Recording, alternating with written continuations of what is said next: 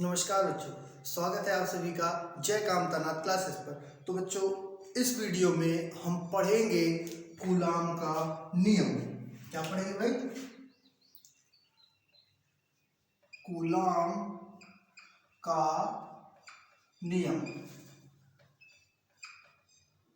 देखिए भाई, पिछले कुछ वीडियोस में हमने विद्युत आवेश को बहुत ही अच्छी तरीके से समझ लिया है ना। तो अगर आपने वो वीडियो नहीं देखे हैं, उसका लिंक आपको इस वीडियो के डिस्क्रिप्शन में मिल जाएगा। आप वहां से जाकर के उन्हें जरूर देखें, है ना। तो चलिए हम आज का अपना टॉपिक कूलाम का नियम शुरू करते हैं। ठीक, देखिए, कूलाम का नियम या इसी को बोला जाता है भाई कूलाम का विद्युत बल का नियम। कूलाम का विद्युत बल का नियम। अब विद्युत बल होता क्या है, सबसे पहले हम यह समझते हैं। तो देखो भाई, जैसा कि आप सभी लोग जानते हो, है ना, कि अगर दो समान प्रकृति के आवेश, जैसे अगर एक आवेश प्लस है, दूसरा आवेश भी क्या है भाई, प्लस है, इन दोनों को अगर पास में लाया जाता है तो ये क्या करते हैं भाई, प्रतिकर्षित करते हैं। क्या करते हैं ये? प्रतिकर्षित करते हैं। ये तो आप जानते ही हो। अगर एक प्लस और एक माइनस, इन दोनों को पास में लाया जाता है तो ये क्या करते हैं भाई, आकर्षित करते हैं। क्या करते हैं ये? आकर्षित करते हैं। मतलब जैसे इस मार्कर पर अगर हम माने कि प्लस आवेश और इस मार्कर पर हम माने कि प्लस आवेश, और दोनों को पास में लाएं तो दोनों ऐसे क्या हो जाएंगे भाई, दूर हट जाएंगे। मतलब प्रतिकर्षण होगा। ऐसे क्या हो जाएंगे भाई, दूर हट जाएंगे, है ना। दूसरी चीज, अगर ये प्लस हो जाए और ये क्या हो जाए भाई, माइनस हो जाए। अगर ये प्लस हो जाए और ये क्या हो जाए, माइनस हो जाए, फिर क्या होगा, फिर अगर इनको पास में हम रखते हैं तो दोनों क्या हो जाएंगे बच्चों, ये पास में आ जाएंगे। क्या हो जाएंगे, दोनों पास में आ जाएंगे, है ना। तो कुल मिला के यहाँ पर बात यह समझने वाली है कि चाहे दोनों आवेश समान हो या विपरीत हो, है ना, दोनों कंडीशन में दोनों पदार्थों की जो स्थिति है वो क्या हो रही है बच्चों, बदल रही है। कैसे बदल रही है? देखो, प्लस प्लस पहले ऐसे थे, अब दोनों ऐसे आ जाएंगे। इनकी स्थिति क्या हो गई, बदल गई। वैसे दोनों प्लस माइनस दोनों पास आएंगे, स्थिति बदल गई। दोनों प्लस प्लस दोनों दूर जाएंगे, स्थिति इस कंडीशन में भी क्या हो गई बच्चों, बदल गई है ना। तो कुल मिला के अभी हमने क्या सीखा भाई, कि अगर दो आवेशों को पास में रखते हैं तो चाहे वो जैसे हों, चाहे वो समान प्रकृति के हों या फिर विपरीत प्रकृति के हों, दोनों की स्थिति में क्या होता है बच्चों, परिवर्तन होता है। और फिजिक्स की भाषा में जब किसी वस्तु की स्थिति में परिवर्तन होता है तो हम कहते हैं कि उस वस्तु पर बल लगाया गया है। बल किसको बोलते हैं भाई फिजिक्स में? बल वह बाहरी धक्का या खिंचाव है जो किसी वस्तु की स्थिति में क्या कर देता है बच्चों, परिवर्तन कर देता है। बल वह धक्का या खिंचाव है जो किसी वस्तु की स्थिति में क्या कर देता है भाई, परिवर्तन कर देता है। इन दोनों की स्थिति में भी क्या हो रहा है, परिवर्तन हो रहा है। तो यहाँ से तुम्हें क्या सीखने को मिला बच्चों, कि जहां भी दो आवेश रखे होंगे, चाहे वह जिस भी प्रकृति के हों, उन दोनों के बीच बल लगता है। बल लगता है। समान आवेशों के बीच यह बल प्रतिकर्षण होता है और विपरीत आवेशों के बीच यह बल बच्चों क्या होता है, आकर्षण होता है। क्लियर? तो चलिए बच्चों, अब हम अपना टॉपिक जो है हमारा कूलाम का नियम, उसको समझ लेते हैं। आई होप आपको बल समझ में आ गया होगा जो अभी हमने आपको बताया, है ना। अब हम समझ लेते हैं बच्चों, अपना टॉपिक है कूलाम का नियम। देखो भाई, कूलाम का नियम क्या था, फ्रांस के वैज्ञानिक थे बच्चों, देखो समझो इसको, फ्रांस के वैज्ञानिक थे। फ्रांस के वैज्ञानिक थे, नाम था बच्चों इनका कूलाम। क्या नाम था? कूलाम। इन्होंने प्रयोग किया, दो आवेशों को कुछ दूरी पर रखकर उनके बीच लगने वाले बल के संबंध में इन्होंने क्या किया बच्चों, प्रयोग किया, है ना। तो कूलाम के नियम का जो प्रयोग था उसकी मुख्य दो बातें थी, है ना। तो पहले तो हम इनकी प्रायोगिक व्यवस्था समझ लेते हैं। इन्होंने एक आवेश यहां पर रखा Q1, ठीक है, और एक आवेश इन्होंने यहां पर रखा Q2, और दोनों के बीच की जो दूरी थी वो क्या रही, R दूरी थी। क्या दूरी थी? R दूरी थी। ठीक, अब इन दोनों आवेशों के बीच भैया आपको तो पता कि बल लगेगा। अगर दोनों प्लस के हैं तो प्रतिकर्षण, दोनों उल्टा विपरीत आवेश हैं तो आकर्षण बल लगेगा। ठीक है ना। इसके बारे में बच्चों उन्होंने दो बातें बताई, दो महत्वपूर्ण बातें कूलाम ने इस प्रयोग के आधार पर बताई। पहली बात क्या थी भाई? पहली बात को पहले समझ लेते हैं, है ना। पहली बात क्या कहा उन्होंने कि इन दोनों आवेशों के बीच लगने वाला जो आकर्षण अथवा प्रतिकर्षण बल होगा, इन दोनों आवेशों के बीच लगने वाला जो आकर्षण अथवा प्रतिकर्षण बल होगा, यानी कि F, बल को F से प्रदर्शित करते हो, वो अनुक्रमानुपाती होगा दोनों आवेशों के गुणनफल के। वही पहला आवेश ले लिया, ये दूसरा आवेश ले लिया, दोनों का गुणनफल है तो बीच में डॉट लगा दिया। समीकरण नंबर 1। पहली बात बच्चों क्या बताया उन्होंने कि जो दोनों आवेशों के बीच लगने वाला आकर्षण या प्रतिकर्षण बल है वो समानुपाती होगा किसके बच्चों? दोनों आवेशों के गुणनफल के। ठीक। अब समानुपाती क्या होता है बच्चों? तो समानुपाती एक नियतांक होता है ना। इसका मतलब क्या होता है भाई? इसका मतलब यह होता है कि अगर ये बढ़ाया जाएगा तो ये भी बढ़ेगा, मतलब दोनों डायरेक्ट एक दूसरे पर निर्भर करते हैं। कौन कौन? Q1 Q2 और F। मतलब अगर दोनों आवेशों का गुणनफल जितना ज्यादा हो जाएगा उतना ही ज्यादा क्या हो जाएगा बच्चों? बल हो जाएगा। जितना कम होगा आवेशों का गुणनफल उतना ही कम क्या होगा? बल होगा। मतलब अगर इसको बढ़ाओ तो ये भी बढ़ेगा, इसको घटाओ तो ये भी घटेगा। क्लियर? चलिए भाई, ये तो रही पहली बात। अब हम समझ लेते हैं दूसरी बात उसने क्या बताई बच्चों? दूसरी बात उसने बताई कि जो लगने वाला, इन दोनों आवेशों के बीच लगने वाला जो बल होगा वो व्युत्क्रमानुपाती होगा। क्या होगा? व्युत्क्रमानुपाती होगा बीच की दूरी क्या है? r के वर्ग की। समीकरण इसको बना लो 2। देखो भाई, अब कहोगे आप यहाँ भी समानुपाती, यहाँ भी सेम चिन्ह है, यहाँ भी सेम चिन्ह है, लेकिन इसको हमने समानुपाती कहा है, इसको हमने व्युत्क्रमानुपाती कहा है। ऐसा क्यों? तो व्युत्क्रमानुपाती बच्चों जो भी होता है वह हमेशा बटे में जाता है। व्युत्क्रमानुपाती जो भी होगा बच्चों वह हमेशा कहाँ जाएगा? बटे में जाएगा। जैसे दूरी का स्क्वायर कहाँ में आ गया है? बटे में। इसका मतलब क्या हुआ बच्चों? ये दोनों एक दूसरे के उल्टा हैं। अगर दूरी को तुम बढ़ाओगे तो बल क्या होगा? घट जाएगा। और अगर बल को बढ़ाओगे तो क्या हो जाएगी? दूरी घट जाएगी। मतलब दूरी कम करोगे अगर तो बल क्या होगा? ज्यादा हो जाएगा। ये दो चीजें कूलाम ने अपने नियम में बताई थी। अब हम इन दोनों को कंबाइंड कर दें, समीकरण 1 व 2 को। तो यहाँ से समीकरण 1 व 2 से तो F अनुक्रमानुपाती ऊपर वाला रख दो ऊपर, Q1 इंटू Q2, नीचे वाला आ जाएगा नीचे r²। क्लियर?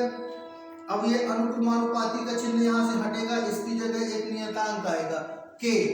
यहाँ से Q1 इंटू Q2 बटे में r²। और यही बच्चों फॉर्मूला है दो आवेशों के बीच लगने वाले बल का। दो आवेशों के बीच लगने वाले बल का ये बच्चों क्या है? फॉर्मूला है। क्या है बच्चों? ये फॉर्मूला है। क्लियर? देखो भाई, यहाँ जो k है तुम्हारा, ये k नियतांक आया है ना, k को कहा जाता है भाई माध्यम का परावैद्युतांक। क्या कहा जाता है बच्चों? k को कहा जाता है माध्यम का परावैद्युतांक कहा जाता है। k को माध्यम का परावैद्युतांक। ठीक है ना। अब चूंकि k की जो वैल्यू होती है बच्चों वो होती है 1/4 पाई एप्सिलॉन नॉट। k की जो वैल्यू होती है वो क्या होती है बच्चों? 1/4 पाई एप्सिलॉन नॉट। तो ये k का जो मान है 1/4 पाई एप्सिलॉन नॉट, इसको हम यहाँ पर रख देंगे समीकरण नंबर 3। ठीक है ना। तो समीकरण 3 से रखो भाई। तो F बराबर क्या हो जाएगा बच्चों? यहाँ से समझना, k की जगह में क्या रख देना है हमको? 4 पाई एप्सिलॉन नॉट, यहाँ से Q1 Q2 बटे में R स्क्वायर। ये लो भाई, ये फॉर्मूला आपके लिए बन करके खूबसूरत सा फॉर्मूला, सुंदर सा फॉर्मूला रेडी हो चुका है बच्चों। ठीक, इसका हम एक बार फटाफट रिवीजन कर लें। देखो भाई, कूलाम ने जो नियम दिया था वो दो आवेशों के बीच लगने वाले बल का नियम दिया था, है ना। और आप जानते हो कि दो आवेश अगर सेम प्रकृति के हैं, उनको पास में रखोगे तो वो प्रतिकर्षित हो जाएंगे, मतलब दूर हट जाएंगे, मतलब उनकी स्थिति में क्या हो जाएगा, परिवर्तन हो जाएगा। वहीं अगर दोनों आवेश विपरीत प्रकृति के हैं, उनको पास में रखोगे तो फिर उनकी स्थिति में क्या हो जाएगा बच्चों, परिवर्तन हो जाएगा। क्लियर हो जाएगा परिवर्तन, है ना। अब क्या होगा भाई, इस कंडीशन में भी उनकी स्थिति में परिवर्तन हुआ है, मतलब वहां भी क्या लग रहा है बच्चों, बल लग रहा है ना। तो दोनों आवेशों के बीच जो लगने वाला बल होता है, उसी बल को बच्चों हम क्या कह देते हैं, विद्युत बल कह देते हैं ना। तो कूलाम ने दो आवेशों के बीच लगने वाले विद्युत बल के संबंध में एक नियम दिया, जिसको बच्चों हम बोल देते हैं कूलाम का नियम। क्लियर है ना। फ्रांस के वैज्ञानिक कूलाम ने नियम दिया था। इस नियम में उन्होंने दो बातें बताई थी भाई। उन्होंने प्रायोगिक व्यवस्था क्या की थी, दो आवेश Q1 Q2 एक दूसरे से r दूरी पर रख दिए थे, है ना। तो पहली बात क्या थी बच्चों, कि इन दोनों के बीच लगने वाला जो आकर्षण या फिर प्रतिकर्षण बल होगा वो समानुपाती होगा इन दोनों आवेशों के गुणनफल के। मतलब अगर आवेशों का गुणनफल बढ़ेगा तो बल भी क्या हो जाएगा बच्चों, बढ़ जाएगा। अगर इन दोनों के बीच का गुणनफल घटता है तो बल भी क्या हो जाएगा, घट जाएगा। दूसरी बात, जो लगने वाला इन दोनों के बीच बल है वो व्युत्क्रमानुपाती होगा बीच की दूरी के वर्ग के। मतलब अगर दूरी घटेगी तो बल क्या हो जाएगा, बढ़ जाएगा, और अगर दूरी बढ़ेगी तो बल क्या हो जाएगा बच्चों, घट जाएगा। दोनों समीकरणों को कंबाइन कर लिए हम, तो यहाँ से F अनुक्रमानुपाती हमको मिल गया Q1 Q2 बटे में क्या मिल गया, R स्क्वायर। अनुक्रमानुपाती का चिन्ह हटाएंगे तो इसका एक रिश्तेदार आ जाएगा, एक नियतांक K, Q1 Q2 upon R square. K को बच्चों हम बोलते हैं माध्यम का परावैद्युतांक, जिसकी वैल्यू होती है 1/4 पाई एप्सिलॉन नॉट, है ना। और इसकी वैल्यू होती है साथ में, इसकी वैल्यू और होती है 9 × 10 की घात में 9। अभी हम इसके मात्रक और विमा की डिस्कशन करेंगे, है ना। अभी हम इसको समझते हैं खाली। अब देखो भाई, K का मान 1/4 पाई एप्सिलॉन नॉट मिला, समीकरण 3 ये लग था, इसमें K की जगह इसको रख दिया 1/4 pi epsilon not Q1 Q2 बटे R स्क्वायर। यहां तक की बात क्लियर हो गई है। तो चलिए अब हम समझ लेते हैं बच्चों, K का मात्रक निकालते हैं हम। परावैद्युतांक जो है उसका हम क्या निकालते हैं, मात्रक व विमा। मात्रक व विमा, K का मात्रक और विमा निकालते हैं, है ना। देखो भाई, समीकरण 3 ले लो यहाँ से। समीकरण 3 ये दे रखा है ना, समीकरण 3 क्या दे रखा है, F बराबर K Q1 Q2 बटे R स्क्वायर। अब K का फॉर्मूला बना रहे हो तो K बस बचाओ इस तरफ, बाकी सबको कहाँ भेज दो, इस तरफ भेज दो।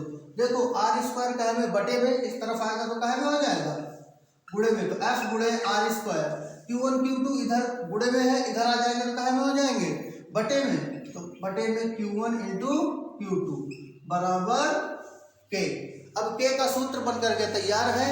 अब हमको तुरंत इसका क्या निकाल देना है, मात्रक। देखो भाई, F यानी कि बल, बल का मात्रक क्या होता है, न्यूटन होता है। क्या होता है, न्यूटन। दूरी, दूरी कहाँ प्रदर्शित की जाती है, मीटर में। दूरी का स्क्वायर है तो क्या लग जाएगा बच्चों, मीटर का स्क्वायर लग जाएगा, मीटर का स्क्वायर। नीचे Q1 × Q2, भाई दोनों क्या है, आवेश है। आवेश का मात्रक क्या होता है, कूलाम होता है। आवेश का मात्रक क्या होता है, कूलाम। अब दो है तो कूलाम का क्या हो जाएगा, स्क्वायर। कूलाम गुणे कूलाम होगा, कूलाम का स्क्वायर। तो मतलब क्या मात्रक बना इसका, न्यूटन, न्यूटन मीटर स्क्वायर प्रति कूलाम स्क्वायर बराबर में क्या है बच्चों, K। तो K का मात्रक क्या बन गया, न्यूटन मीटर स्क्वायर प्रति कूलाम स्क्वायर। क्लियर। अब हम इसकी विमा निकालें, है ना। देखो विमा निकालना तो आप कक्षा 11 में पढ़ चुके हो, पहले ही चैप्टर है। अगर नहीं पढ़े हैं तो कुछ दिनों बाद, आने वाले कुछ दिनों बाद हम 11 फिजिक्स भी प्रारंभ कर रहे हैं, तो उसमें आपको अच्छी तरीके बता देंगे। आप लोग भी जाकर के वो वीडियो देख लेंगे, है ना। चलिए देखो भाई, न्यूटन यानी कि बल की विमा होती है बच्चों MLT-2, ये ठीक। मीटर स्क्वायर, ठीक है ना। मीटर मतलब लंबाई को प्रदर्शित किया जाता है L से, स्क्वायर लग रहा है तो ऊपर क्या लग जाएगा बच्चों, 2 लग जाएगा, बटे कूलाम की विमा होती है AT, आवेश की विमा, AT आवेश की विमा। स्क्वायर है तो यहाँ भी क्या लग जाएगा, स्क्वायर लग जाएगा, ठीक है ना। अब इनको भेज दो ऊपर, तो ये L पावर में 1 है, L पावर में 2 है। गुणा में घातें क्या हो जाती है बच्चों, जुड़ जाती हैं जब आधार समान होते हैं, ये तो नॉर्मल आप जानते हो। तो L की पावर 1, L की पावर 2 क्या हो जाएगा, L की पावर में 3। तो वो T की पावर -2 है, T की पावर 2 ऊपर और जा रहा था, तो ये भी क्या हो जाएगा, T की पावर -2, तो क्या हो जाएगा, T की पावर -4, यही हो जाएगा, है ना। और A ऊपर जाएगा तो A की पावर में क्या आ जाएगा, -1, A की पावर में क्या आ जाएगा, -1। और यही है बच्चों तुम्हारे परावैद्युतांक K की विमा, परावैद्युतांक K की विमा है। क्लियर। देखो भाई एक बार इसको दोबारा समझ लेते हो। जैसे समीकरण 3 था, बराबर के Q1 Q2 बटे R²। यहाँ से तुम K का फॉर्मूला बनाओगे, K का फॉर्मूला R² बटे में इधर भेजोगे, क्या में आ जाएगा, गुणे में। Q1 Q2 गुणे में क्या में आ जाएगा, बटे में K, है ना। अब भाई F बल, इसका मात्रक क्या, न्यूटन। R दूरी काहे में प्रदर्शित होती है, मीटर में, मीटर दूरी का स्क्वायर तो मीटर का स्क्वायर, बटे में कूलाम, स्क्वायर में 2 आवेश है तो कूलाम का क्या लग जाएगा, स्क्वायर लग जाएगा, है ना। तो क्या मात्रक बन गया, न्यूटन मीटर स्क्वायर प्रति कूलाम स्क्वायर। क्लियर। अब विमा देखते हैं भाई, न्यूटन यानी बल की विमा क्या होती है, MLT-2। मीटर स्क्वायर यानी दूरी की विमा क्या होती है, L, स्क्वायर लगा हुआ है तो L स्क्वायर हो जाएगा, है ना। बटे में क्या है, AT, ऊपर से क्या लग जाएगा, इसका स्क्वायर लग जाएगा। तो यहाँ से ML3T-4A-1 ये ऊपर जाएंगे, है ना। और ये विमा हो गई आपकी परावैद्युतांक K। क्लियर। इसका आप लोग स्क्रीनशॉट ले सकते हो।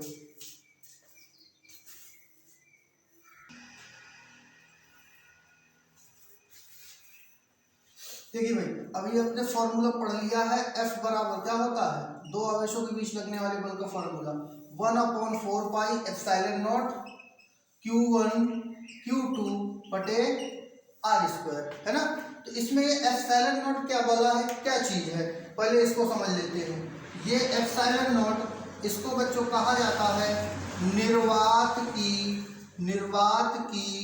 विद्युतशीलता, निर्वात की विद्युतशीलता। एप्सिलॉन नॉट को क्या कहा जाता है, निर्वात की विद्युतशीलता। और इसी का हम इसमें क्या निकालेंगे, आंकिक मान निकालेंगे। क्लियर। इसका मात्रक पढ़ेंगे और इसकी विमा पढ़ेंगे। तो चलिए इसको देखो यहाँ से। तो देखो एप्सिलॉन नॉट का फॉर्मूला आपको बनाना है। एप्सिलॉन नॉट को भेज दो इधर और F को ले आओ इधर, भेज दो इधर भाई। तो यहाँ से देखो एप्सिलॉन नॉट आ जाएगा इधर और F गुणे में तो आ जाएगा में बटे में, तो ये 1/4 पाई गुणे में क्या है F Q1 Q2 बटे में क्या आ जाएगा बच्चों, R² आ जाएगा, R² आ जाएगा। अब देखो यहाँ से 1/4 पाई, देखो 4 फिक्स नियतांक है, पाई भी एक नियतांक है, दोनों का कोई भी मात्रक नहीं होता है। देखो ऊपर क्या है Q1 आवेश, इसका मात्रक होगा कूलाम, इसका भी मात्रक होगा कूलाम, कूलाम गुणे कूलाम यानी कूलाम का स्क्वायर लग जाएगा। तो यहाँ से क्या बन जाएगा, ये कूलाम का स्क्वायर बन जाएगा, बटे में F यानी कि बल है, ये क्या बन जाएगा तुम्हारा न्यूटन, बल का मात्रक न्यूटन। और ये R² यानी दूरी, और दूरी का मात्रक क्या होता है जो मीटर, तो मीटर का क्या लग जाएगा, ये स्क्वायर लग जाएगा, मीटर स्क्वायर। तो यहाँ से एप्सिलॉन नॉट का मात्रक क्या बना है, कूलाम स्क्वायर प्रति newton metre square. Epsilon naught का मान क्या बना बच्चों? कूलम्ब स्क्वायर प्रति न्यूटन मीटर स्क्वायर। ये एप्सिलॉन नॉट का क्या बना है? मात्रक बना है। अब इसकी अगर हम विमा की चर्चा करें तो देखना यहाँ से, इसकी विमा यहीं से निकाल देते हैं। देखो कूलम्ब यानी कि आवेश, और आवेश की विमा क्या होती है? ए टी होती है। ऊपर से क्या लग जाएगा? स्क्वायर, इसका स्क्वायर लगा हुआ है ना नीचे। न्यूटन यानी बल, बल की विमा क्या होती है? mL/t-2। और मीटर स्क्वायर, मीटर दूरी को एल से प्रदर्शित करते हो, एल, और इसका स्क्वायर लगा दोगे। अब ये दोनों कहाँ जाएंगे? ऊपर जाएंगे, ऊपर। तो देखो यहां से ए की जो विमा निकलेगी, अब समझो यहां से बच्चों, देखो तो ए का तो हो जाएगा स्क्वायर, टी स्क्वायर है यहाँ से, और ये टी की पावर -2 ऊपर जाएगा तो टी की पावर +2 हो जाएगा। तो टी की पावर 2, टी की पावर 2 क्या हो जाएगा? टी की पावर में 4, टी की पावर में 4।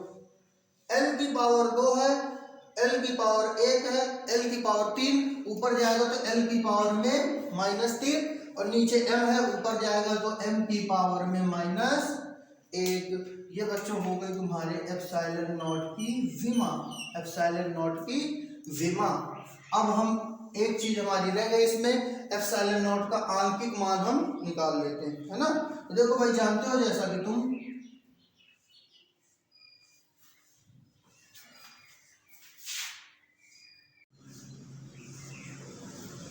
तो देखो भाई, अब हम इसमें एप्सिलॉन नॉट का जो आंकिक मान है उसको निकाल लेते हैं, है ना।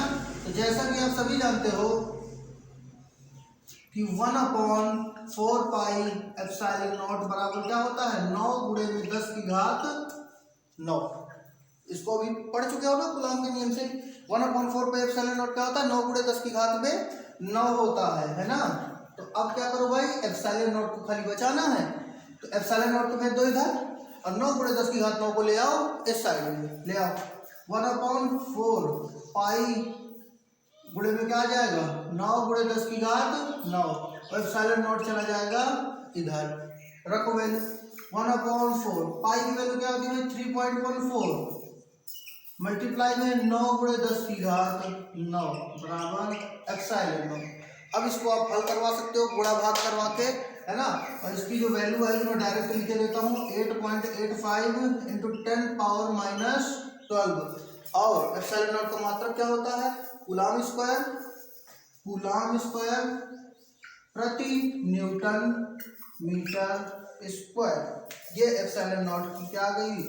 वैल्यू आ गई। और आप लोग इसको यहाँ से हल करके निकाल भी सकते हो। इसको डायरेक्ट याद भी रखना है क्योंकि इसकी काफ़ी ज़रूरत पड़ने वाली है। तो चलिए मिलते हैं अगले वीडियो में। धन्यवाद।